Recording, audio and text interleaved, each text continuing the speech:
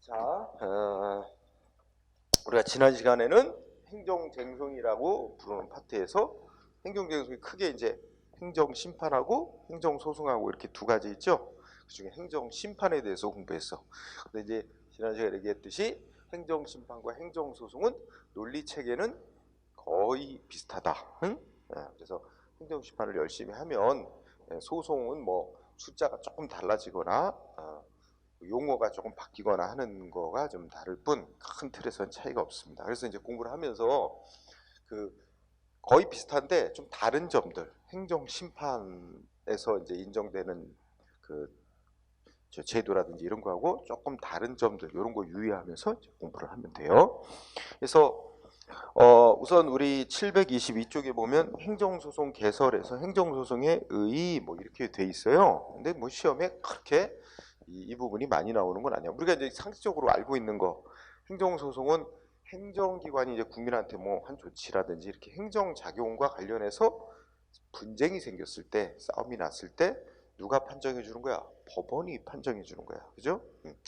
그런데 그래서 우리가 지난 시간에 분류한 거에 따르면 행정소송에 의해서 뭐 개념 읽고 지나가고, 그죠? 결국 법원이 판정하는 절차자. 응? 그다음에 이제 성격은 우리가 배운 거에 따르면은 우리가 행정쟁송을 이렇게 나눈 적이 있었잖아. 약식쟁송, 정식쟁송. 그죠? 그 뭐 가지고 그렇게 구분하는 거야? 그 절차가 이제 절차적으로 그 싸우는 양쪽 당사자에게 어떻게 돼? 예, 그 공격 방 말로 공격 방어할 기회가 보장이 되냐? 그 두 번째는 판정 내리는 기관이 싸우는 양쪽 당사자하고 완전히 독립된 객관적 입장에서 판정하는 기관이냐? 요걸 가지고 이제 그 두 가지가 완벽히 보장되면 정식쟁송, 그것이 뭐라도 미흡하면 약식쟁송 이렇게 부르는데, 그래서 소송을 생각하면 우선 주로 이제 행정기관하고 국민하고 싸운단 말이야. 뭐 시하고 행정기관하고 뭐 이런 식으로 싸우면 아무 이해관계 없는 제3자 입장에 있는 법원이 판정을 해주니까 그 점이 이제 심판기관이 독립적이야. 응? 네, 두 번째, 행정심판에서는 우리가 지난 시간에 배웠듯이 서면심리로도 판정할 수 있고, 응? 구술심리로도 판정할 수 있고, 원칙이 그 어느 방식으로 심사할지 이거는 판정기관이 행정심판위원회가 결정하게 돼 있잖아. 스스로 원칙이. 다만 이제 당사자가 구술심리 하자고 신청하면 꼭 받아주게 돼 있지는 않고 서면심리만으로 판정할 수 있다 그러면 안 받아줘도 되게 돼 있어요. 응? 그런 점에서 그래서 현실적으로 많은 경우는 행정심판은 서면심리만으로 이제 진행되는 경우가 많다 이거야. 반면에 소송은 기본 원칙이 구술심리로 진행을 하는 거야. 응? 그런 점에서 판정기관도 독립적이고 구술심리가 기본 원칙이고 한 점에 비춰보면 행정소송은 우리 성격에 동그라미 1번에 어떻게 돼? 응? 정식쟁송이다. 그죠? 이렇게 할 수 있고. 그 다음에 성격이 이제 거기 판에 방가로 2번은 민사소송하고 다른 점을 얘기하는데 큰 논점은 없어. 근데 이제 거기서는 민사소송은 우리가 이제 공익과 별로 관계없는 개인 사적인 이해관계에 다투는 거야. 우리가 그걸 이제 좀 포괄적인 말로 사법상의 법률관계, 응? 사법상, 민법상 뭐 이런 사법상의 법률관계를 다투는 거라면 우리 행정소송은 공법상, 우리 공법 그러면 대표적으로 우리가 이제 행정령에서 배우는 공법의 경우에는 헌법하고 행정법이야. 이 헌법 내지 행정법과 관련된 이 분쟁 사건을 다루는 거야. 응? 네. 그래서 민사소송과 좀 다른 점이 있다. 뭐 읽고 지나가고, 기능도 뭐 별거는 없어요. 기능도 기본적으로 국민의 구제, 행정의 적법성 확보 뭐 이런 거야. 읽고 지나가자. 그죠? 여기서 적용 법규를 보면 여기서는 하나 체크하자. 방가로 1번을 읽고 지나가. 행정소송에 관해서 우리나라 이제 행정소송에 관해서 만들어 놓은 기본적인 법이 행정소송법이라고 있었어. 그죠? 행정심판 절차에 대해서는 행정심판법이 있었죠. 응? 행정소송법이 있는데 그 방가로 2번이 중에 적용법규에서 방가로 2번 뭐라고 써놔 있어? 행정소송에 관하여 행정소송법에 규정이 없는 사항도 있을 수 있어. 응? 행정소송법에 규정이 있으면 그에 따르는데 규정이 없는 사항에 대해서는 어느 법을 따른대?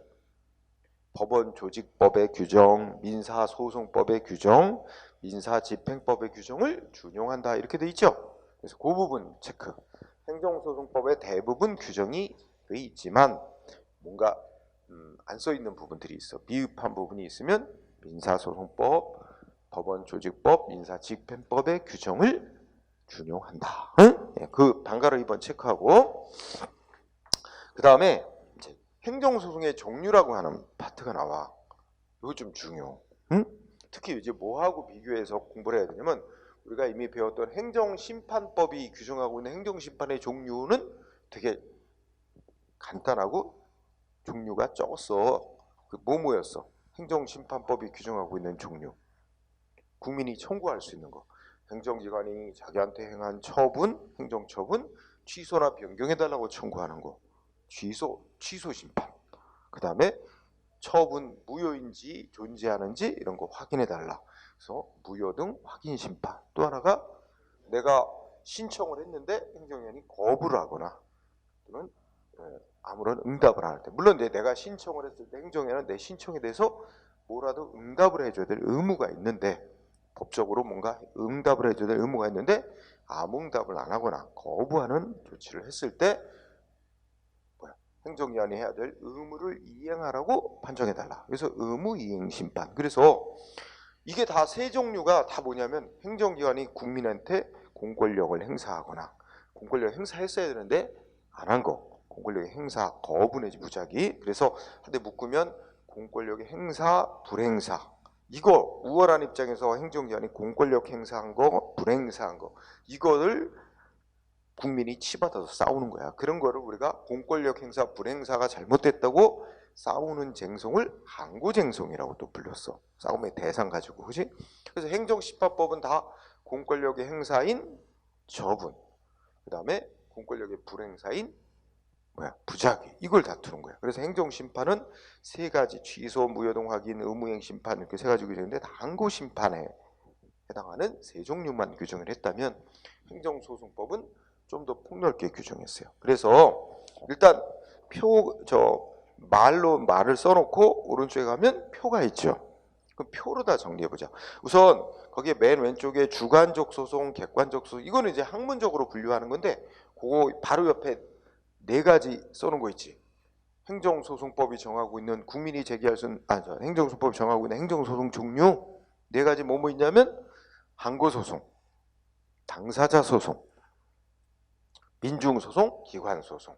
크게 행정소송법은 네 가지 소송 종류를 규정해놨어요. 응? 일단 이거 암기해야 돼. 행정소송법이 규정해 놓고 있는 소송 종류는 행정소송의 종류는 네 가지다. 응?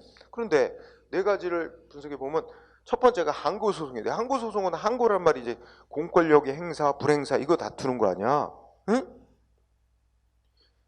그런데 그거 말고도 공권력 행사한 조치 내지 불행사한 조치 다투는 항고소송 말고도 세 가지나 더 규정을 해놨네.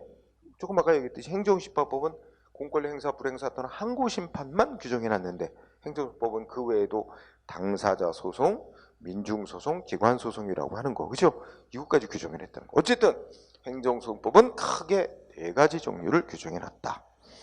그러면 오른쪽에 이제 항고소송은 구조가 이게 처분 등이나 부작위에 대해서 다투는 소송이라고 그랬지. 그러면 처분 등이나 부작위가 바로 공권력의 행사, 불행사를 다툰다는 뜻과 똑같은 거야. 응?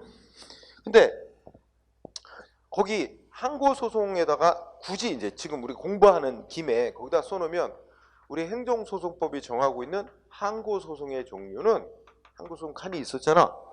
뭐뭐 있냐면 행정기관이 공권력 행사한 처분에 대해서 뭐 해달라? 취소나 변경해달라. 취소 소송. 취소 심판하고 이게 대칭을 이루는 거지. 그치? 그 다음에 뭐 있어 또? 행정기관이 공권력 행사한 처분 등이 무효인지 확인해달라. 무효 등 확인 소송.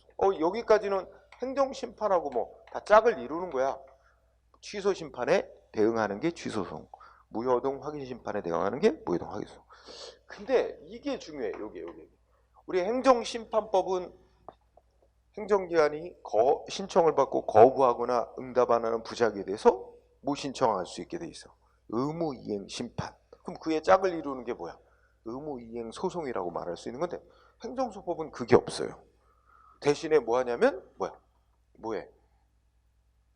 의무이행 소송이라는 게 없고 이것만 규정했어. 행정기관이 국민으로부터 신청을 받고 아무 응답을 안 하는 거 있지. 부작위. 이게 위법임을 확인하는 판결을 내려달라. 그래서 부작위 위법 확인 소송이라 이렇게 세 가지 규정해놨어요. 응? 그러니까 행정소송법은 의무이행 소송이라는 게 없습니다. 그러니까 이런 소송 제기는 허용이 안 돼요. 응? 그래서 알아두고. 자, 이 항고소송 부분에서 주의해야 될 점은 바로 이거. 의무이행 소송이라는 게 없고 행정심판과 달리 의무이행 소송이라는 게 없고 부작위 위법 확인 소송이라는 게 있다는 거야. 응? 그럼 여러분들이 배운 걸 토대로 해서 질문 한번 해보자. 자, 국민이 뭐 허가 같은 거 내달라고 신청을 했어. 그럼 행정기관이 거부했어. 응? 거부 처분했어. 그러면 자, 이거 행정심판법에 따르면 어떤 행정심판 청구할 수 있어요? 응? 행정심판법에 따르면 거부받은 상대방은 어떤 행정심판을 청구할 수 있어? 응? 거부 처분에 대해서 두 가지 다 할 수 있어요. 취소 심판도 청구할 수 있어요. 또 거부한 조치가 무효라면, 거부 처분이 무효라면 무효 등 확인 심판도 청구할 수 있어요. 응? 무효 확인해달라. 그리고 근데 뭐 청구하는 게 제일 좋아? 이거 말하려고 하는 거야. 의무이행 심판을 청구할 수 있었죠. 그죠? 이거를 청구할 수 있었죠? 응? 이게 다 가능하다는 거야. 근데 특징은 이 행정심판법은 의무이행 심판이라는 걸 인정하기 때문에 이걸 청구할 수 있어. 그치? 그 다음에 또 하나. 행정기관이 응답 안 했어. 신청을 받고 아무 응답을 안 해. 부작위. 행정심판 무슨 심판 청구해? 네. 이것도 의무이행 심판 청구하면 되는 거예요. 응? 그래서 우리 행정심판법이 정한 의무이행 심판은 신청을 받고 거부한 거나 부작위에 대해서 일정한 처분을 해달라고 청구하는 거잖아. 그래서 여기도 거부나 부작위에 대해서 다 의무이행 심판을 청구할 수 있어. 그런데 소송을 가면 어떻게 돼? 행정소송. 지금 배운 거에 따르면 행정소송법에 따라서 청구한다 그러면 자, 거부한 거에 대해서는 어떤 청구를 할 수 있을까? 거부한 거에 대해서는 취소 소송. 거부한 거 위법이니까 취소나 변경해달라. 또 이것도 거부한 게 중대명백한 위법이 있어. 처음부터 거부가 무효다. 그럼 무효 등 확인 소송도 제기할 수 있어요. 그런데 이 의무이행 소송이라는 게 없어요. 그러면 결국 요거 둘밖에 안 되는 거예요. 의무이행 소송이라는 게 없습니다. 응? 이 둘 중에 하나 청구해야 돼요. 그죠? 주로 거부처분에서 청구하는 건 취소소송입니다. 응? 네. 의무이행 소송이 없단 말이야. 응? 그 다음에 부작위에 대해서 소송 간다 그러면 어떻게 돼? 무슨 소송? 부작위에 대해서. 부작위는 아무 처분이 없는 거니까 취소나 무효동 확인 소송 할 수 없어요. 이걸 요때 하는 게 유일하게 부작위에 대해서는 이것밖에 소송 못해. 부작위가 위법임을 확인해 달라라는 소송. 그죠? 그래서 의무이행 소송이 없고 거부는 취소소송 같은 거로 가야 되고 부작위는 부작위 위법 확인. 근데 행정심판은 거부나 부작위나 다 의무이행 심판 청구할 수 있어요. 그죠? 네, 요 차이가 있다는 거예요. 자, 그 다음에 우리 다시 와서 행정심판에서는 인정되지 않고 있는 거로 행정심판에서는 당사자 심판이라는 게 없다 그랬어. 근데 행정소송법에 오면 당사자 소송이라는 게 있어요. 그러면 어쩌고 저쩌고 말이 많은데 여러분들 여기 당사자 소송, 민중소송, 기관소송 이거 정의 시험에 여기 부분은 상세히 안 나와요. 다만 그 개념 정의 갖고 물어봐. 그래서 당사자 소송은 가만히 읽어보니까 행정청이 처분 등을 했어. 그러니까 쭉 읽고 가. 중요한 단어는 그쪽에 있어. 그러니까 처분 등을 했다는 거는 공권력 행사하는 법 집행 조치를 했다는 거지. 처분 등을 해서 그것이 원인이 돼서 국민하고 사이에 어떤 권리 의무 같은 법률 관계가 생겼든지 또는 그 밖에 공법상의 법률 관계에 관해서 다투는 소송이래. 응? 그러니까 여기까지 해서 중요한 단어. 당사자 소송이라는 건 공법상의 법률 관계를 다투는 소송이란 거야. 응? 그게 키워드야. 두째 줄에 공법상의 법률 관계에 관한 소송. 응? 그 다음에 또 하나.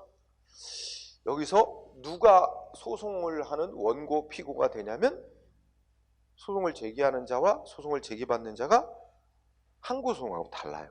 그래서 두째 줄 끝에 그 법률 관계의 한쪽 당사자가 피고가 되는 소송이래. 응? 법률 관계 한쪽 당사자. 여기서 법률 관계는 법률 관계 하면 권리 의무 관계라고 일단 가볍게 생각하면 돼요. 권리 의무 관계. 응? 자, 그러면 위에 써 있는 항고소송하고 비교보자. 그러니까 비교해 보면 항고소송은 자, 인천시장이 나한테 영업정지 처분했다. 그러면 우리가 행정심판에서 취소 심판을 청구하면 내가 청구인이고 피청구인은 누구야? 인천시장이죠. 응? 그죠? 그리고 취소 소송을 제기한다면 역시 인천시장을 피고로 하는 거예요. 근데 지금 당사자 소송은 그게 아니야. 인천시장을 상대로 싸우는 게 아니고 인천시장은 인천시에 소속돼 있는 행정청이야. 인천시가 권리 의무를 가지는 행정주체거든. 인천시를 상대로 해서 싸우는 게 당사자 소송입니다. 응? 그래서 여기서는 상세히 하지 말고 그 정도. 어쨌든 당사자 소송은 처분 등 공권력 행사한 조치 그 자체를 싸우는 게 아니라 공권력 행사 등등 행정조치 때문에 국가와 국민 사이에 어떤 권리나 의무 이런 게 이제 생기고 없어지고 뭐 이런 거에 대해서 이 권리자 의무자끼리 대등한 입장, 이게 대등 관계에서 싸우는 거야. 당사자 소송은 국가와 개인 사이에 대등한 입장에서 서로 권리 의무를 갖는 자로서 다투는 거라고. 그리고 당사자 소송은 국가가 개인을 상대로도 제기할 수도 있는 거예요. 서로 권리 의무자끼리 국가가 권리자가 되고 공법상 법률 관계에서 국가가 권리자가 되고 상대방이 뭐야? 의무자가 되는 경우. 예를 들면 우리가 이제 뒤에 공부하겠지만 국가가 어린이집에 보조금을 줬어. 응? 어린이집에 보조금을 줬는데 보조금 주는 결정하는 건 공권력 행사로서 보조금 준 거야. 그런데 이 보조금을 받은 자가 그 보조금을 엉뚱한 데 사용하다가 적발이 됐어. 그러면 보조금을 뱉어내라, 반환하라고 청구를 해요. 그런데 이 보조금 반환 청구권이라는 우리 뭐 국가나 지방자치단체의 권리, 보조금 반환받을 권리는 공법상의 권리. 그러면 상대방 어린이집 원장은 반환 의무자야. 그러면 반환받을 권리가 있는 국가 측에서 어떻게 돼? 응? 그렇지. 소송을 낼 수 있어. 안 주면, 반환을 안 하면. 그때 이제 법원에다가 보조금 반환받을 권리를 실현하기 위해서 법원에다가 그 반환받을 의무자를 상대로 반환하라고 판결해달라고 청구하는 소송. 이런 게 당사자 소송이야. 그러니까 항고소송은 뭐 영업정지시킨 조치, 이건 영업정지시킨 조치 이 자체가 위법이니까 취소나 변경해달라 이런 거잖아. 근데 이거는 그런 행정처분 때문에 생겼던, 행정처분이 아닌 강제성 없는 조치에 의해서 생겼던 행정법상의 권리 의무 관계가 만들어졌을 때 그 권리 의무자끼리 서로로 대등한 입장에서 권리 의무 관계를 다투는 거다, 이렇게 생각하면 되는 거예요. 그래서 피고도 다르고 항고소송하고 소송의 대상이 달라요. 응? 소송 대상이 다르고 그 다음에 피고도 다릅니다. 응? 그런 점이다. 이 우리 공부하면서 또 알도록 하고. 그래서 당사소송의 정의에서는 원인이 뭐 공권력에 의해 생겼든 아니든 뭐라고 공법상 법률 관계를 대상으로 다투는 소송이라고. 그 다음에 피고가 법률관계 한쪽 당사자가 피고가 되는 소송이다. 그러니까 국가하고 개인 사이의 권리 의무 관계면 어느 쪽이든 한쪽 당사자가 피고가 되는 거야. 다른 쪽이 원고가 되는 거고. 이제 다르고. 그 다음에 민중소송이란 건 일반적으로 이제 여기서 민중은 일반 국민을 뜻하는 거야. 응? 그런데 그 민중소송 읽어보면 국가나 공공단체의 기관이 법률에 위반되는 행위를 했는데 그때 직접 자기의 법률상 이익과 관계없이 시정을 구하기 위해 제기하는 소송. 그러니까 여기 민중이 일반 국민이 국가나 지방자치단체 기관이 위법한 행위를 한 거야. 법을 위반한 행위인데 그 국가나 지방자치단체 기관이 위법한 행위를 했지만 그 때문에 내가 직접 피해 본 건 없어. 직접 뭔가 법적으로 불이익 받은 건 아니야. 그렇지만 국가기관 등이 위법 행위를 했다. 이거 시정해 달라고 싸우는 거야. 그러면 우리나라에서는 보통 이 국가기관 등이 위법 행위를 해서 자기의 이익이 침해됐을 때 그걸 구제받기 위해 싸우는 게 보통이거든. 자기 이익을 침해받았을 때. 근데 그런 걸 뭐냐면 자기 이익을 침해받아서 그걸 구제받기 위해서 싸우는 소송을 뭐라고 그러면 주관적 소송이라 그래요. 그러면 위에 뭐 있어? 항고소송하고 당사자 소송은 뭐라 그랬어? 개통상 다 자기의 이익을 구제받기 위해 싸우는 거야. 좁히면 개인이 국가기관의 조치 등으로 인해 자기의 권리이익이 침해됐다. 자기 이익을 구제받기 위해 싸우는 소송이 주관적 소송이야. 그러니까 주관적 소송은 개인이 구제가 목적인 거야. 그럼 개통상 공권력 행사로 피해받았다. 이때 싸우는 게 항고소송. 응? 그 다음에 뭐 공권력 행사든 아니든 국가하고 개인 사이에 어떤 권리를 실현하기 위해 싸운다든지 자기가 의무가 없다는 걸 확인받기 위해 싸운다든지 그치? 이런 게 바로 당사자 소송. 그래서 항고소송과 당사소송은 주관적 소송으로 분류되는 거고 그럼 지금 얘기했던 민중소송은 객관적 소송으로 분류된다고 써있죠? 객관적 소송은 쉽게 말하면 개인의 이익 구제가 목적이 아니라 뭐 목적이야? 공익 실현 목적이야. 공익 실현. 응? 공익 실현. 그래서 거기도 무슨 단어 말해서 민중소송의 키워드가 직접 자기의 법률상 이익과 관계없이 이렇게 나오잖아. 그러니까 자기 이익 침해받았기 때문에 자기 이익 구제받는 건 관계없이 그 국가기관 등의 위법 행위를 시정해달라고 싸우는 소송입니다. 어떤 게 우리나라에서 이게 많지는 않지만 어떤 게 그런 걸까? 대표적인 예가 민중소송의 예를 들어보면 한번 생각해보자. 이제 그런 거 있지. 그죠? 이제 4월 15일 날 국회의원 선거를 한단 말이야. 근데 자기네 우리 이제 뭐 자기 사는 주소지 거기에 이제 국회의원 선거가 있었는데 이 선거가 뭔가 부정이 있었다. 응? 불법적으로 행해졌다. 그럼 뭐 그 선거가 법에 어긋나게 치러졌다 해서 개인의 자기 이익이 뭔가 구체적으로 침해된 건 아니지만 이 선거가 위법하게 치러졌다. 이 선거 자체를 무효로 판결해 달라. 응? 이런 소송이 대표적인 거예요. 그래서 민중소송의 대표적인 예가 선거가 무효임을 확인해 달라. 선거 무효 소송 같은 게 더 줄이면 선거 소송, 응? 이런 거에 대표적으로 있어요. 그래서 민중소송의 예로 선거 소송도 있고 나중에 또 배우겠지만 어떤 게 또 있냐면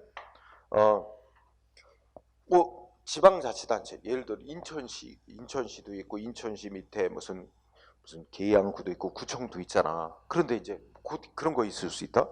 이제 5월 달쯤 되면 또 뭐 그 구청을 예를 들자. 구청에서 구청 공무원들 뭐 단합 뭐 목적으로 무슨 체육대회 뭐 이런 걸 할 수도 있어. 그지? 그런데 구청의 예산으로 응? 구청 공무원들한테 어떻게 해줘? 다 체육복하고 운동화 하나씩 다 사준 거야. 그리고 이제 체육대회를 열어. 내가 이 구청에 거주하는 그 주민인데 아니 우리가 낸 세금으로 그 체육대회를 하는데 왜 구청 공무원들한테 운동화하고 체육복 그것도 다 메이커는 비싼 거 다 하나씩 사주고 체육대회 여냐? 나 이거 도저히 못 참겠어. 세금을 그런 데 쓰는 거야? 안 되겠다. 이거 나 구체적인 내가 이익 침해 받은 건 아니지만 이거 법 예산을 잘못 쓴 거다. 응?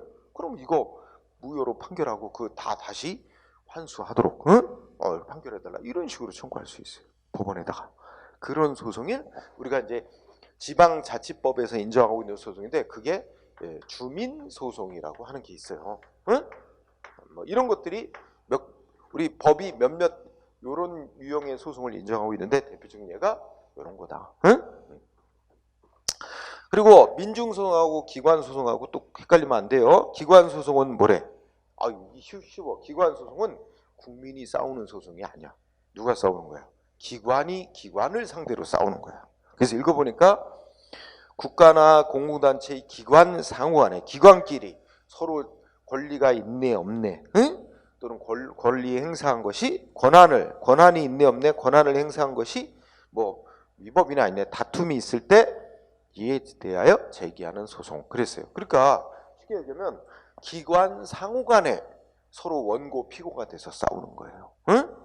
기관 상호간에.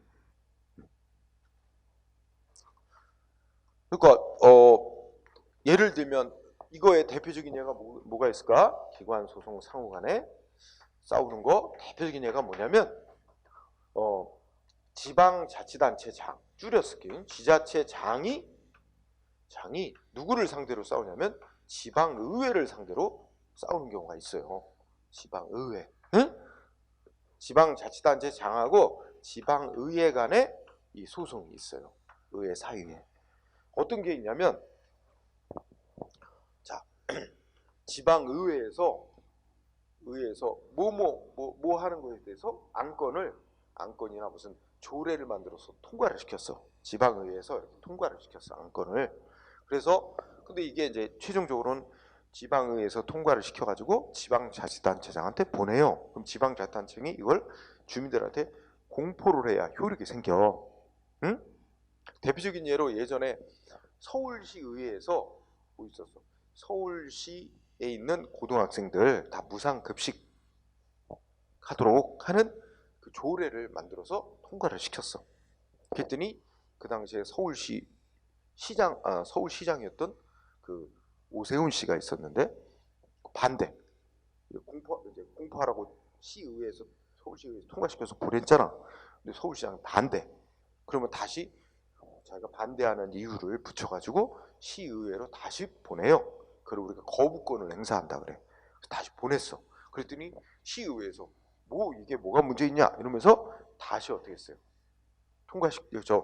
다시 통과시켰어. 더 많은 숫자의 시의원이 찬성. 그래서 다시 통과시켰어.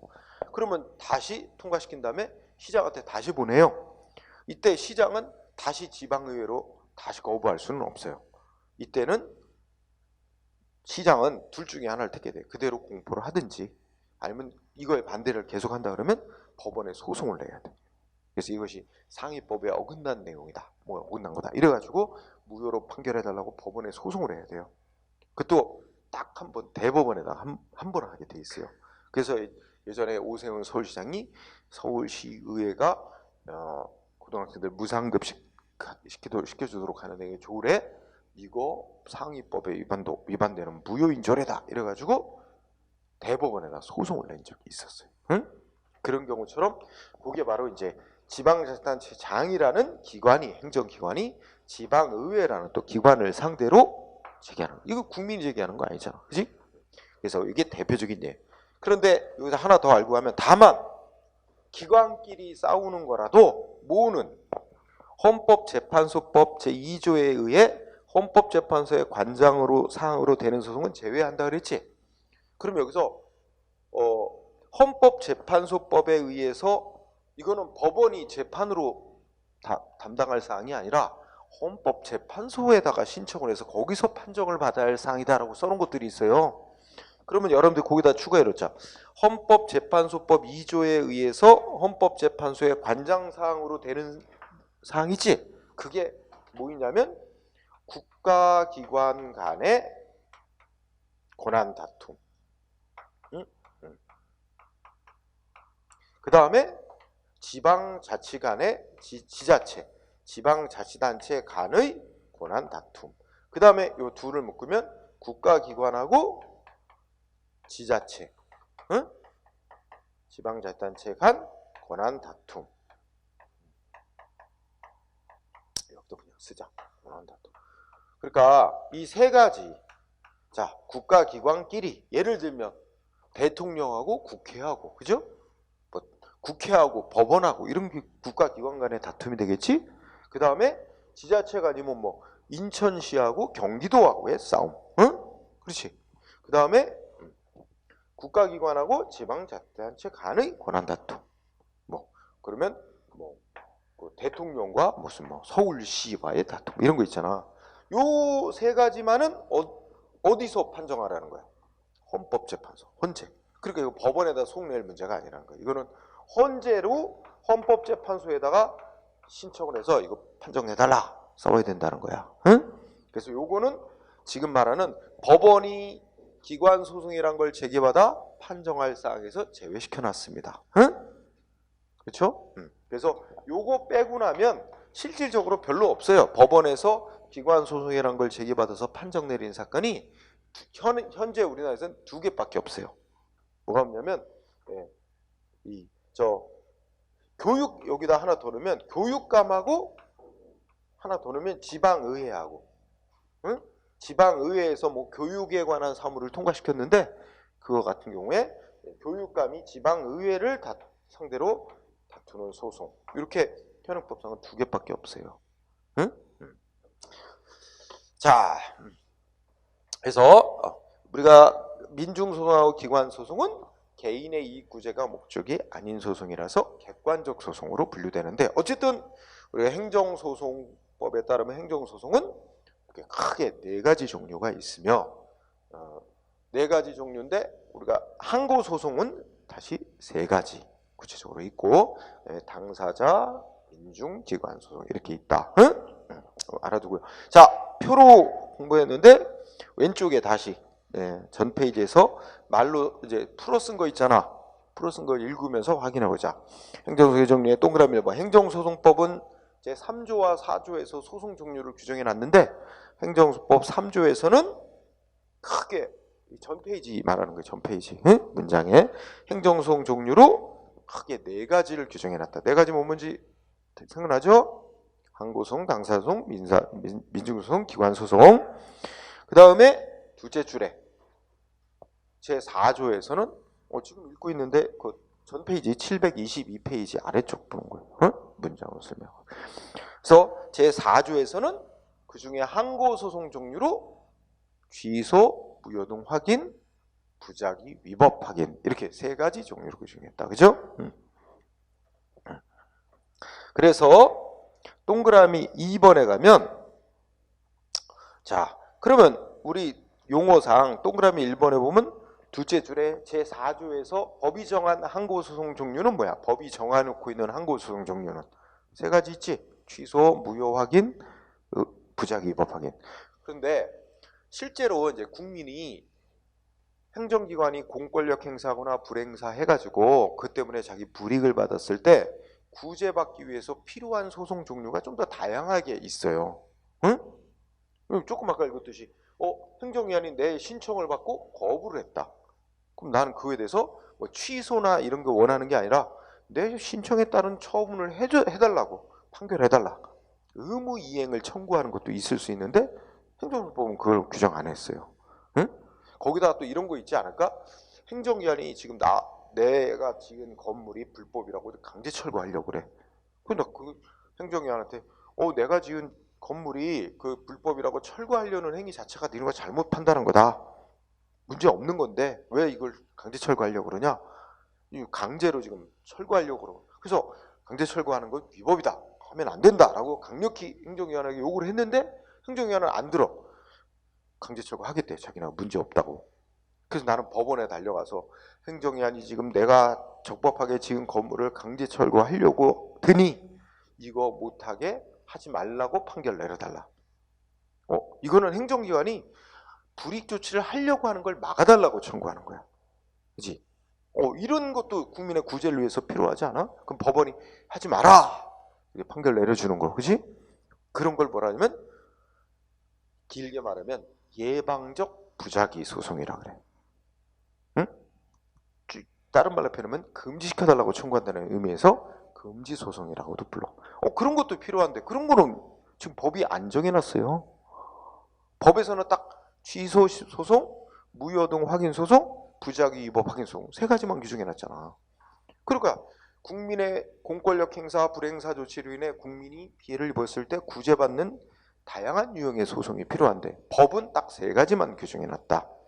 그러면 법에서 정해놓고 있지는 않으나 국민의 구제를 위해서 필요한 이런 소송 종류가 있어야 되는데 그런 걸 일컬어 법정 외 항고소송이라고 불러. 공권력 행사 불행사를 다투는 소송인데 우리 행정소송법이 정해놓고 있지 않은 소송 종류. 그래서 여러분들이 동그라미 2번에 가면 법정 외 항고소송이란 말이 나와. 그죠? 다른 말로는 뭐 법의 이름이 없다라는 의미에서 무명 항구송이라고도 불러. 응? 그게 같은 말인데 그거 종류가 뭐뭐 있는지 봐. 대표적으로 법정의 항구송으로서 의무 이행 소송, 또 뭐 있어? 예방적 부작위 청구 소송. 그 다음에 이번에는 행정기관이 내 신청을 받고 일정한 조치를 해야 될 의무가 있는데 의무를 이행 안 하고 있다.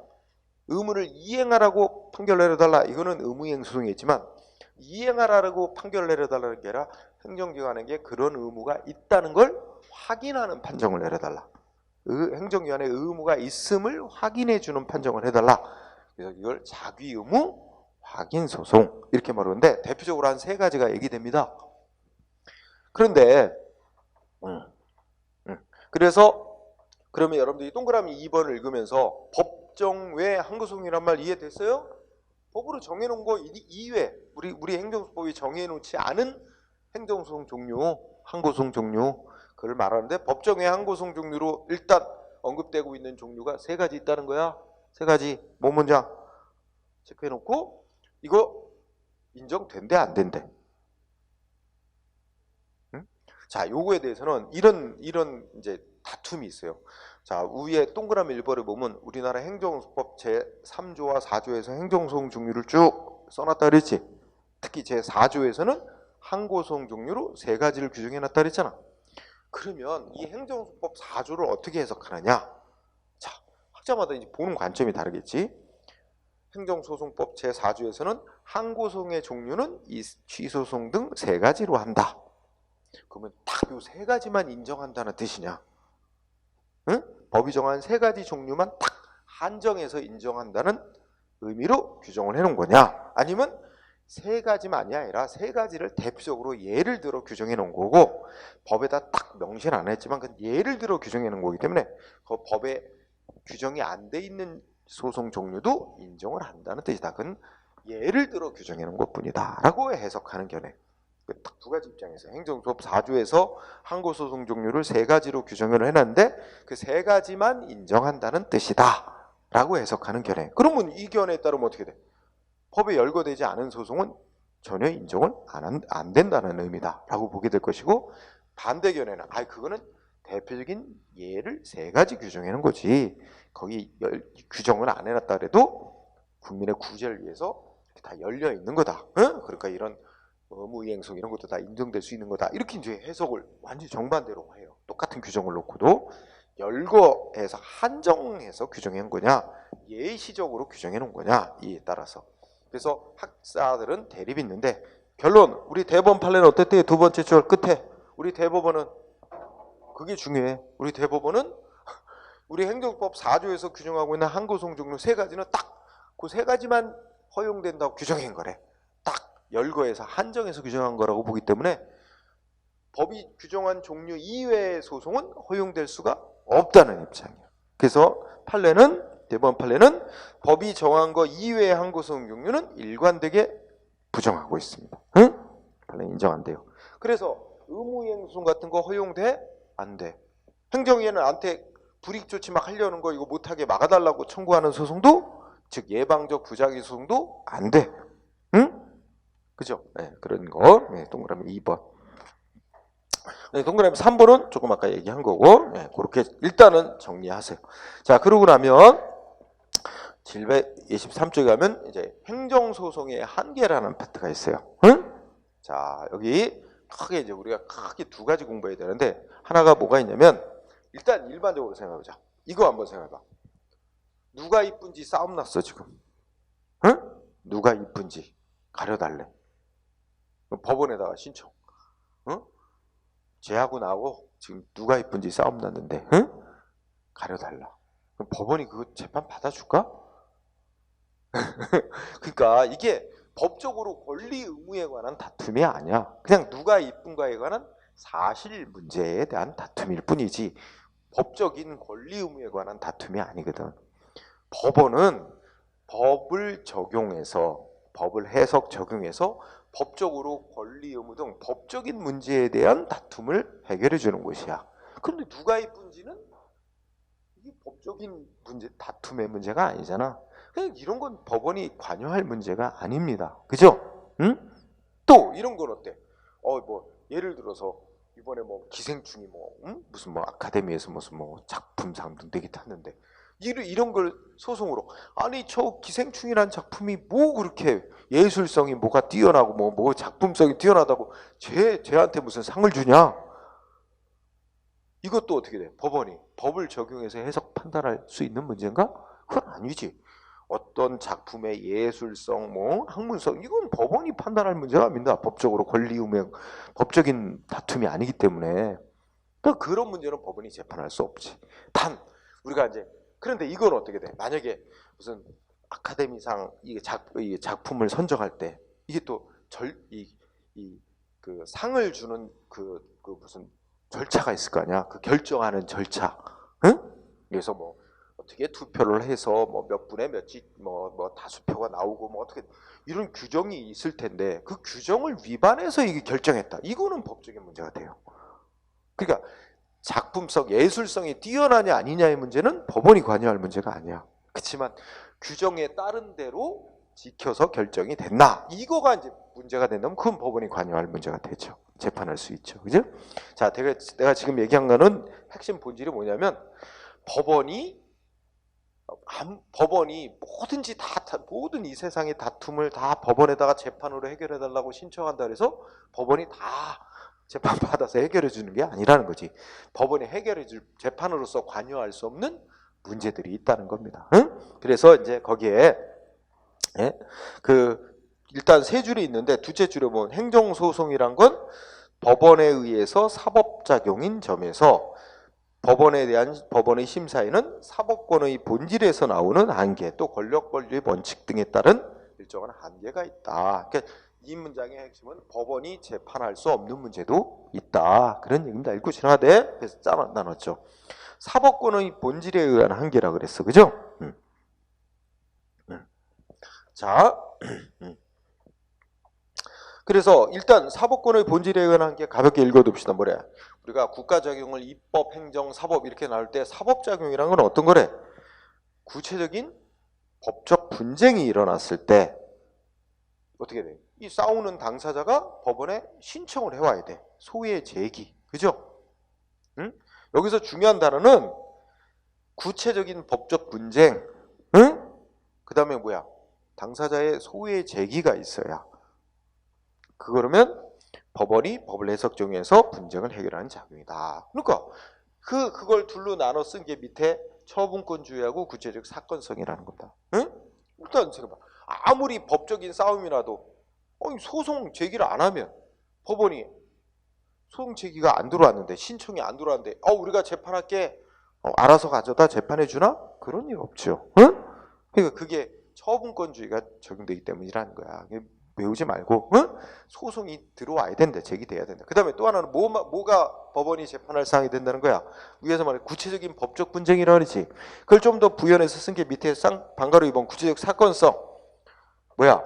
첫째 끝에 싸우는 당사자 간에 뭐 있어야 돼? 구체적인 권리 의무에 관한 분쟁.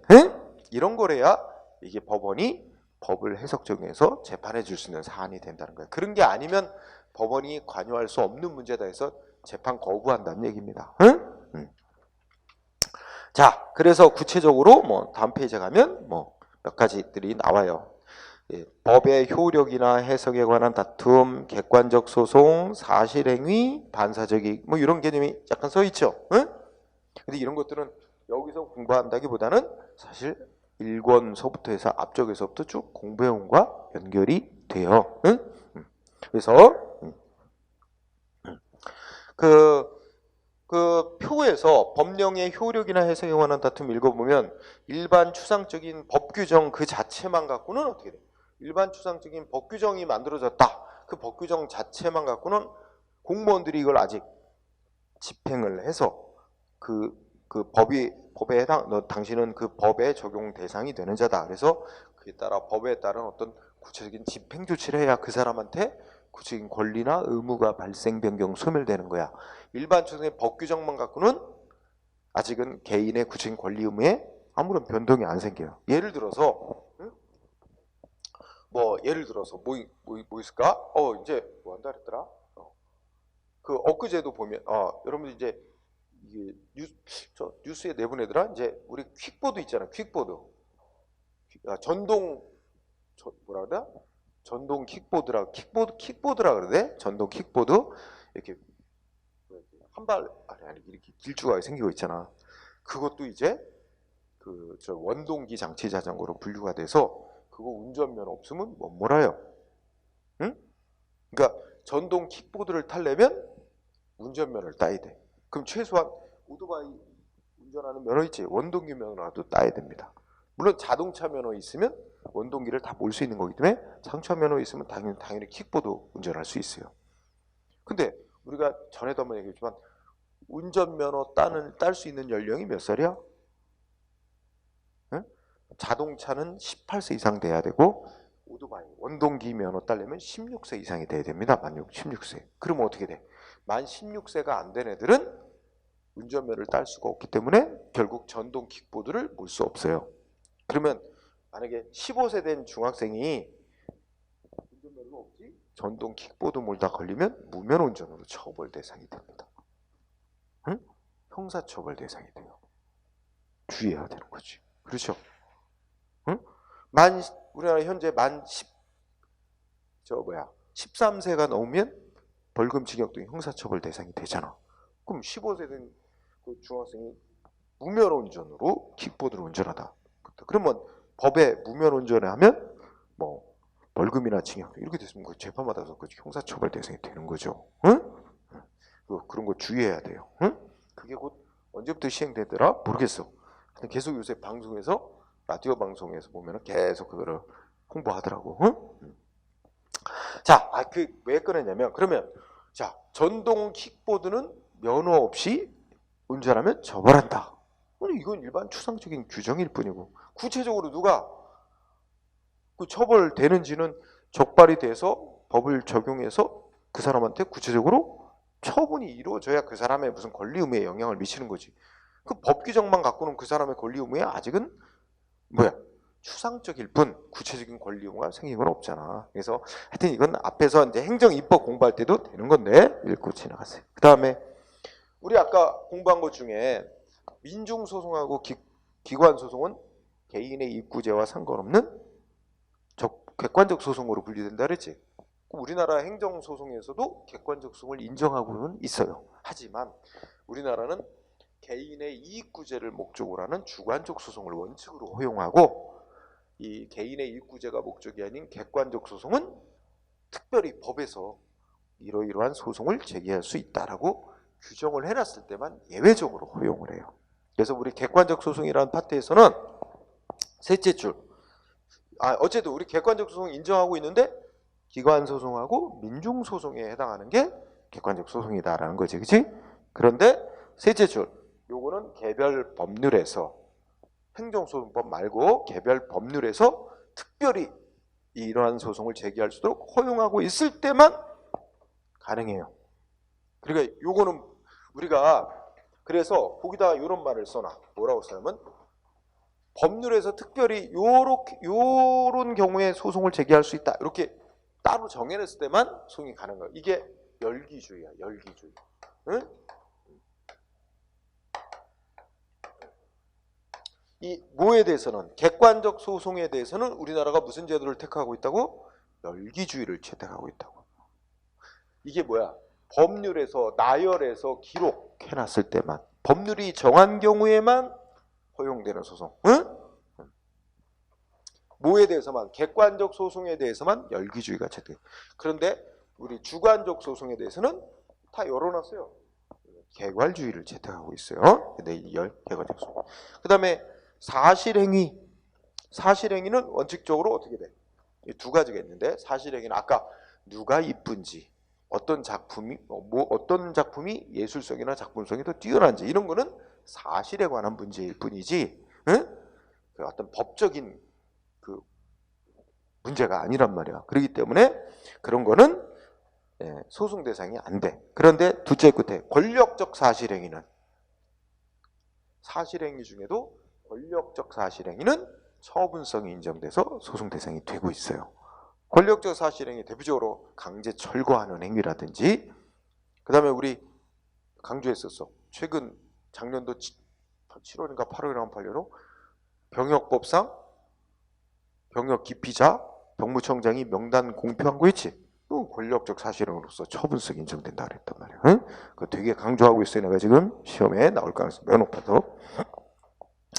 그 다음에 반사적 이익이라는 거는 일권에서 배우고 오는 건데, 반사적 이익이 뭐야? 개인이 국가의 활동으로 얻는 이익이 있다 하더라도 그 법에 의해서 보호되고 있지는 않은 이익이야. 법에 의해 보호되고 있지 않은 이익을 반사적 이익이라 그래. 응? 그지? 대표적으로 여러분 집 옆에 뭐나 전철 들어선다. 국가가 사회 전체의 공익을 위해서 여러분들 집 근처로 전철역을 노선을 확정했다. 그럼 가만히 앉아서 집값 땅값 모르잖아. 그런 게 국가의 활동으로 인해 반사적으로 누리는 이익이지. 자, 반사적 이익은 법에 의해 보호되는 이익이 아니기 때문에 우리가 소송이란 거는 우리가 다 국가배상제도, 소송 다 뭐야? 법에 의해 보호되는 권리이익을 구제해주기 위한 제도야. 근데 반사적 이익은 법에 의해 보호되는 이익이 아니기 때문에 이익을 누리다, 그러한 이익, 반사적 이익을 누리다가 국가의 활동에 의해서 침해가 돼도 더 이상 이익을 누릴 수 없게 될지라도 감수해야 되는 거지. 그걸 소송을 제기해서 구제받을 이익으로 안 봅니다. 손해배상도 못 받는 거고. 그래서 뭐 그런 거 앞에서 다 배웠어요. 그럼 그 밑에 판례가 하나 나옵니다. 판례가 뭐나? 이거 중요한 판례야. 거기 읽어보면 문장은 뭐 길게 썼어도 거기 어떤 사람이 독립운동 저기를 가봤어. 저 천안에 있는 독립기념관을 가봤어. 그랬더니 뭔가 잘못 서술돼 있는 부분들인 거야. 거기 막 전시해 놓은 거에 보니까 뭔가 엉터리로 써놓고 뭐 과거에 이 사람은 독립운동한 사람도 아닌데 실제 독립운동한 것처럼 해놓고 뭔가 잘못 써놨어. 그래갖고 이 사람이 독립운동관장에게, 독립운동기념관장에게 또 국가보훈처장에게 요구를 한 거야. 이거 잘못 써놨으니까 기재 잘못되어 있으니까 고쳐서 바로 잡아달라. 과거의 역사적 사실관계 고쳐서 바로 잡아달라. 그 신청했는데 아무 대답이 없어. 그래서 이 사람이 소송을 냈다는 거지. 그래서 근데 뭔 내용으로 소송을 했어? 말하자면 거기 쉽게 말하면 뭐 국가보훈처장 등에게 신청을 했다 이거야. 바로 잡으라고. 근데 아무 대답을 안 하더라 이거야. 그래서 그 어디서부터 읽어보면 밑에서 5째 줄 이러한 서운 추정권을 행사하거나 불행사가 당연 무효임을 확인해달라. 또는 그 부자기가, 여기서 그 부자기가 뭐냐면 자기가 국가보훈처장에게 신청을 했는데, 바로 잡아달라고 신청을 했는데 아무 대답을 안 하고 있는 거지. 국가보훈처장이 아무 대답을 안 하고 있는 것이 위법이라는 걸 확인해달라고 청구를 한대. 그런데 이러한 청구는 과거의 역사적 사실관계의 존재 여부, 과거 역사적 사실관계가 존재하는지 여부, 내지는 이걸 여기서 과거의 역사적 사실관계가 존재하는지 아닌지, 즉 과거 누군가 독립운동한 사실이 있는지 없는지, 이거는 법적인 문제가 아니란 말이야. 역사적 사실의 문제일 뿐이지. 그지? 이런 거는 법적인 다툼이 아니기 때문에 소송 대상이 안 된다. 그 다음에 또 하나, 그 옆에 그런 거라든지 아니면 우리 공법상의 구체적인 법률 관계가 아닌 걸, 즉 역사적 사실관계에 관한 것을 확인해달라는 대상으로 하는 것이거나, 또는 행정청의 단순한 부작위, 여기는 이제 상대방의 어떤 그 신청권이 없다는 의미가 깔려 있는 건데, 단순한 부작위를 대상으로 하는 것으로서 소송 대상이 될 수 없는 것 같고 소송했다. 그래서 각하 판결이 내려졌겠지. 자, 우리가 너무 길어. 이것도 줄이면은 이거는 과거의 역사적 사실관계가 존재하냐 아니냐. 누군가가 독립운동한 사실이 있느냐 없냐. 사실 이런 거는 법원이 이 사람 과거의 역사적으로 독립운동한 사실이 있다. 이걸 법원이 판단할 문제가 아니잖아요. 그죠? 법적인 문제가 아니잖아. 그거는 여러 가지 뭐 역사학자들에 의해서라든지, 그죠? 이렇게 해서 판명날 문제지. 법원이 이 사람은 독립운동한 사실이 있다. 이걸 법원이 법적으로 판단 내릴 사안이 아니란 얘기야. 그래서 더 줄이면 과거의 역사적 사실관계의 존재 여부에 관해서 판단해달라고 하는 것은 소송 대상이 될 수 없는 거다. 응? 이거 꼭 알아둬야 될 판례. 그 다음에는 이제 법적 해결 가능성이라고 있어요. 이것도 많이 할 필요는 없다. 근데 다만 거기에 통치행위, 재량행위, 특별권력관계, 학술, 예술사업, 논의인데 이게 다 1권에서 공부한 거지, 그죠? 통치행위 나오면 이거 고대 정치군사 뭐 이런 결정하냐? 원칙적으로 사법심사 대상에서 제외하죠. 그런 거와 연관이 있고요. 그 다음에 재량행위는 오늘날은 뭐 재량행위라는 이유만으로 재판에서 자동 제외되는 건 아니고 재량행위도 법적 한계를 벗어나서 일탈 남용에 이르렀다면 당연히 재판 대상이 되는 거죠. 그러니까 뭐 그런 얘기 다 배운 거 하는 거예요. 그 다음에 특별 권력 관계는 뭐 우리 이제 최근에 나온 것 중에 뭐 육군 3사관학교 그죠? 그런 것도 있고 보다 최근 거는 아직 재판도 안 갔지만 뭐고 나오는 거 있어. 저기 그 변희수 하사라고 저기 얼굴까지 다 공개하고 기재나 기자. 변희수 하사 그럼 누구 생각나? 그 성전환자 있잖아. 응? 그 남자인데 그지? 하사로 군대 가서 지원해서 하사로 근무했는데 자기 성 정체성에 몰라 이렇게 해서 뭐 했어? 성전환 수술했잖아. 여성으로. 그리고 자기 뭐 해달래? 여군으로서 계속 근무하게 해달라. 그죠? 근데 뭐 했어? 안 돼. 그거 전역 결정 내렸잖아. 그죠? 그리고 그 하사가 응? 그거에 대해서 뭐 해야 되겠어? 군인 공무원 하냐? 바로 행정소 못 가지. 뭐 해야 돼? 소청을 먼저 거쳐야 돼. 그 소청이 아마 전역 결정 내린 날로부터 30일 안에 제기해야 되는데 그게 아마 1월 며칠쯤에 내린 것 같아. 그랬고 2월 22일까지인가? 그때까지 이제 소송을 제기하게 되는데 소청을 먼저 제기하겠다. 그래서 거기서도 굳이 안 해주면 행정소송으로 끝까지 싸워보겠다. 뭐 이렇게 해. 그래서 그거 소송까지 가고 그러면 이제 우리 책에도 실릴 거야. 대법원 판결까지 나오면 또 책에 실릴 거야. 그죠? 점점점 우리 사회에서 그런 문제가 제기되고 있습니다. 그죠? 여러분은 어떻게 생각해? 아닐 것 같아? 그러니까 기분 문제하고는 다른 거야 좀. 기분상. 그러니까 여성 입장에서 저 사람 저 원래 남자였는데 성전환 해가지고 같이 뭐 샤워도 하고 그러면 좀 찝찝하기도 하고 이상한 기분상으로 이상할 것 같아. 그죠? 근데 법적인 관점에서 그죠? 따져 보면은 내 입장에서는 승소 가능성이 있다고 봅니다. 싸우면 소송에서는 그죠? 왜냐면 우리나라 대법원의 입장은 이제 그러니까 성별 전환을 인정을 해주거든. 성별을 이제 여성에서 남성으로, 남성에서 여성으로. 대표적인 예는 하리수를 생각해 보면 알잖아. 하리수 성전환 수술했어요. 그리고 자기를 성별 정정 신청해서 가정법원으로부터 남성으로 성별 정정 받았어요. 그래서 법적으로 여자로 법적으로 여자예요. 그죠? 법적으로 여자인데다가 그러니까 법적으로 남자인 자하고 자기 뭐 가수 후배 되는 자하고 혼인까지 했잖아. 응? 법적으로는 그렇게 문제가 아무 문제도 없는 겁니다. 법적으로 여성으로 이미 전환이 됐기 때문에. 다만 이 아까 변희수 같은 하사는 아직은 여성이 아니에요. 성전환 수술은 했는데 가정법원에 신청을 해놓은 상태야. 이 성별 정정에 대해서. 그러니까 아직 여성으로 전환이 안 돼 있는 상태. 그지? 응? 다만 이제 그 부대의 뭐 부대장이나 이런 사람은 뭐 한대? 그 휴가도 내주고 정정 성전환 수술하고 하면 그 다 허용해 준다는 의미로 다 했다는 거지. 근데 다만 아직은 법적으로는 성별 정정이 아직은 안 돼 있는 상태. 응? 뭐 그런데 모르겠어요. 이제 재판한 도중에 그렇게 성별 정정이 되겠지. 그러면서 또 하나는 그 전에 먼저 성별 전환한 사람 있잖아. 남자인데 여성으로. 그래갖고 뭐 한대? 숙명여대 입학 신청. 그지?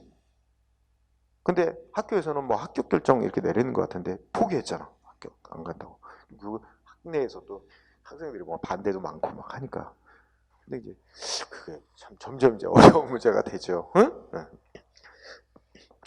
아니, 국민들의 어떤 여론도 일반 여론도 고려하긴 해야 되는데 너무 우리나라 보수적이라서 아직까지는 모르겠습니다. 법적으로 어떻게 되는가. 이제 점점 그런 계속 지금 내가 얘기한 그런 그 군인의 군복무하면서 이렇게 저녁 결정 이런 거 다 특별 권력 관계라고 얘기되는 거잖아. 근데 특별 권력 관계도 뭐야? 오늘날 특별 권력 관계라는 이유만으로 당연히 재판에서 제외되는 거 아니고 법적 한계를 벗어났다 이렇게 되면 당연히 소송으로서 재판으로서 구제받을 길이 열려 있죠. 그런 거 다 공부한 거예요. 넘어가자. 자, 그러면 중요한 거 아까 한 거 쌍가로 이번에 권력 분립상 한계 그래갖고 제목이 뭐 있어? 법정 외 항고성 인정 문제. 그럼 이거 아까 한 얘기 또 하는 거네. 이거 중요한 논점인데. 우리나라 행정소송법은 항고소송 3가지만 규정해놨다. 취소, 무효등 확인, 부작위 위법 확인 소송. 근데 그거 외에 국민이 공권 행사 불행사로 불이익 입는 경우에 대해서 더 많은 종류의 소송이 허용될 필요가 있는데 법으로는 안 정해놨는데 허용될 수 있느냐? 그런 법으로 정해지지 않은 종류가 그런 건데 아까 이미 대법원 결론 나왔지. 우리 대법원은 법으로 정해진 거 아닌 종류의 소송은 일체 허용될 수 없다. 그래서 아까 얘기했듯이 3가지가 있단 말이야. 의무 이행, 그다음에 부작위 청구, 그다음에 자기 의무 확인. 그 뜻대로 가만히 생각해봐. 제일 센 게 의무 이행 소송이다. 그죠? 행정기관이 안 해주고 있다. 해주라고 의무 이행하라고 판결을 내려달라. 그다음에 예방적 부작위는 불이익 조치하려고 하는 걸 막아달라. 금지시켜달라. 이거지. 금지소송. 그죠? 3번째는 행정기관이 무슨 조치를 해야 될 의무가 있다는 걸 확인 좀 해달라. 이 제일 약한 거야. 의무가 있다는 걸 확인만 해달라고 하는 거지. 여기서 확인해서 더 나아가서 의무를 이행하라고 해달라. 이게 첫 번째 거고. 그지? 자, 어쨌든 이 주로 이제 우리에서 한 3가지 종류가 이제 관련해서 우리에서 인정될 수 있으니까 문제가 되는데 결론은 판례는 일체 인정 안 하고 있다는 거지. 판례는 다 3가지 일관되게 부정하고 있습니다. 그래서 밑에 판례 알아보기에서 그 좀 몇 가지 공부 체크해야 돼. 판례가 시험에 쓰여. 그래서 뭐 1번은 그냥 읽고 지나가자. 행정심판법은 의무이행 심판이란 걸 규정을 해놨지만 행정소송법 4조는 의무이행 소송은 규정 안 하고 단지 신청받고 응답 안 하는 부작위에 대해서 위법 확인해달라고 소송하는 것만 규정해놨다. 결론은 뭐야? 행정소송법은 의무이행 소송 규정 안 해놨기 때문에 의무이행 소송은 허용되지 않는다 이거잖아. 그러면 구체적으로 2번 둘째 줄 끝에 거의 구체적인 사건 밑줄 쳐주세요. 2번 판례에서 둘째 끝에 가설 점포 건물 철거 등 시정명령을 내리고 이에 따라 대집행 절차를 이행하라는 내용의 이행 판결을 청구하는 거는 부적법하다. 이 부분이지. 이게 뭐에 해당되기 때문에? 의무 이행을 청구하는 소송의 성격을 갖기 때문에.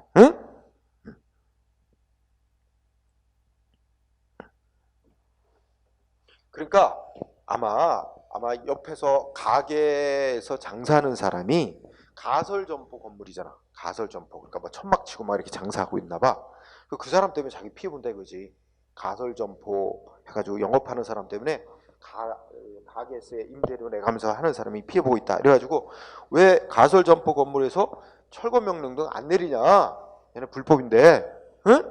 그러니까 뭐야? 행정기관에게 철거 명령 내리라. 그리고 어떻게 돼? 그 철거 명령 내림에도 안 따르면 강제 철거 대집행해라. 왜 대집행 조치 안 하고 있느냐 하고 행정기관에게 요구를 했는데 행정기관이 안 들어주고 있는 거지. 그러니까 법원에 가서 행정기관에게 철거 명령 내리라고 그러고 그다음에 철거 명령에 응하지 않으면 가설점포 철거 명령에 응하지 않으면 대집행 조치를 하라라고 판결 내려달라고 청구하는 거잖아.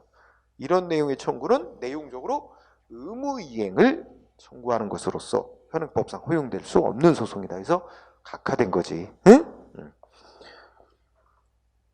그 다음에 3번도 체크. 검사한테 압수해간 물건 환부가 뭐야? 돌려달라는 거야. 검사에게 압수해간 물건 돌려달라는 의무 이행하라고 하는 청구는 의무이행 소송에 해당이 된다. 검사가 아무 대답을 안 했나 보지? 압수해간 물건 내가 이제 예를 들면 이거지. 내가 무슨 뭐 죄를 졌다는 혐의로 검사가 나를 그지?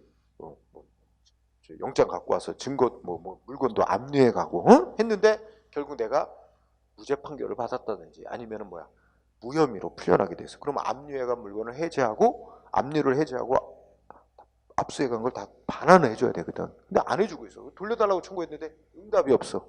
그래갖고 검사가 아무 응답을 안 하고 있으니까 돌려줄 의무 이행하라고 판결해달라 그랬는데 이거 허용되지 않는데, 응? 의무 이행소. 그러면 어떻게 해야 되냐? 어떻게 해야 될 것 같아? 이 경우는 이게 검사가 그러니까 바로 그냥 검사는 국가의 기관이야.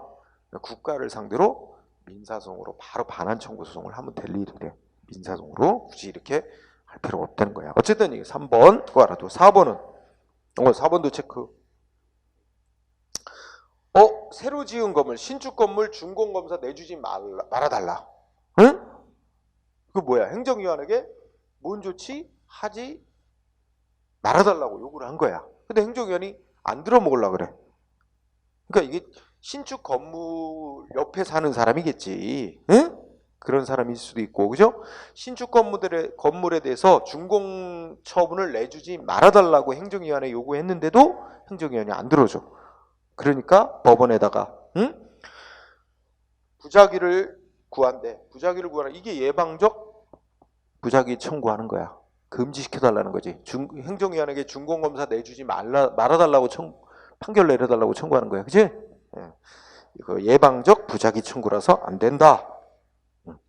5번도 그죠? 똑같은 얘기. 5번 예방적 부작위 청구죠. 1, 2, 3번은 의무이행 소송이고, 그죠? 안 된다는 거고. 4번, 5번은 예방적 부작위 청구하는 소송이고. 4, 5, 6이 그렇네요. 예방적 부작위 청구 소송. 그 다음에 그래서 5번도 어디를 중요해? 두 번째 끝에 국민건강보험공단에게 모모에 관한 고시를 적용을 해서 뭐 요양급여 비용을 결정하면 안 된다 라고 요구를 했는데 건강보험단이 안 들어주나 봐. 그러니까 법원대로 그 적용해서 뭐 비용 결정하지 말도록 판결해달라 이거야. 그래서 이것도 예방적 부작위 청구에 해당하는 거야. 행정위원에게 뭐 하지 말아달라고 청구하는 거. 그 다음에 6번 둘째 끝에 민사소송법상의 가처분 제도를 끌어와서 행정청이 어떤 행위 못하도록 금지시켜달라고 청구. 이것도 예방적 부작위 청구지, 그지? 그 다음에 7, 8, 9까지는 뭐겠어? 행정위원에게 일정한 조치를 해야 될 자기 의무, 어떤 조치를 적극적으로 해야 될 자기 의무가 있다는 걸 확인해달라고 청구하는 건데 아까 자기 의무 확인 청구도 안 된다 그랬잖아. 그거와 나타나는 거지, 그지? 그래서 7번 판례 둘째 줄 끝에 보면 애국지사의 사망 일시금, 뭐 유족 생계 부조 수당 지급해야 될 의무가 이 적극적으로 뭔가 해야 될 의무가 있음을 확인해달라고 하는 청구 소송은 자기 의무 확인을 해달라고 청구하는 소송으로서 허용될 수 없다. 그죠? 8번도 아까 한 거고, 그죠? 한번 유사한 거지. 전시한 거 재심은 다시 고쳐서 제대로 확인해달라고 청구하는 거 이것도 안 된다. 그래서 뭐 다 내용들 읽어보면 알 수 있어. 그래서 7, 8, 9까지는 자기 의무 확인해달라고 청구하는 거야. 이런 거 다 안 된다 그랬습니다. 자, 그 기타는 별로 특별한 의미가 없고. 자, 그래서 첫 시간 여기까지 하고, 자 이제 우리 행정소송이 몇 가지 있다 그랬어. 행정소송법에 보면 첫째 항고소송, 당사자소송, 그 다음에 민중소송, 기관소송, 그죠? 이렇게 4개 있는데 우리 시험에 주된 거는 다 이거야. 거의 시험의 95%는 항고소송에 대해서 냅니다. 그리고 이거 나올 때는 별로 없어요. 민중소송, 기관소송은 아주 드물게 나오고 요게 주된 거고 요게 가끔 나오고 둘 중심으로 이거는 아주 가볍게 나오는 겁니다. 이게 항고소송이 제일 좋고. 그래서 우리 교재도 행정소송법 자체가 항고소송 위주예요. 행정법 규정의 95%가 항고소송에 관한 규정이에요. 그래서 출제도 다 항고소송 위주. 그래서 나머지 남아있는 주제 그 내용도 항고소송에 관한 내용이 거의 답니다. 그래서 이 부분은 뒤에 가서 짤막하게 공부를 하게 됩니다. 자, 그러면 쉬는 시간을 가지고 항고소송으로. 항고소송은 우리가 앞서 공부한 행정심판법의 취소 심판, 무효동항 심판, 의무의 심판. 이 항고 심판의 짝을 이루는 것으로서 거의 논리적으로 같다는 얘기예요. 응? 자, 쉬었다 합시다.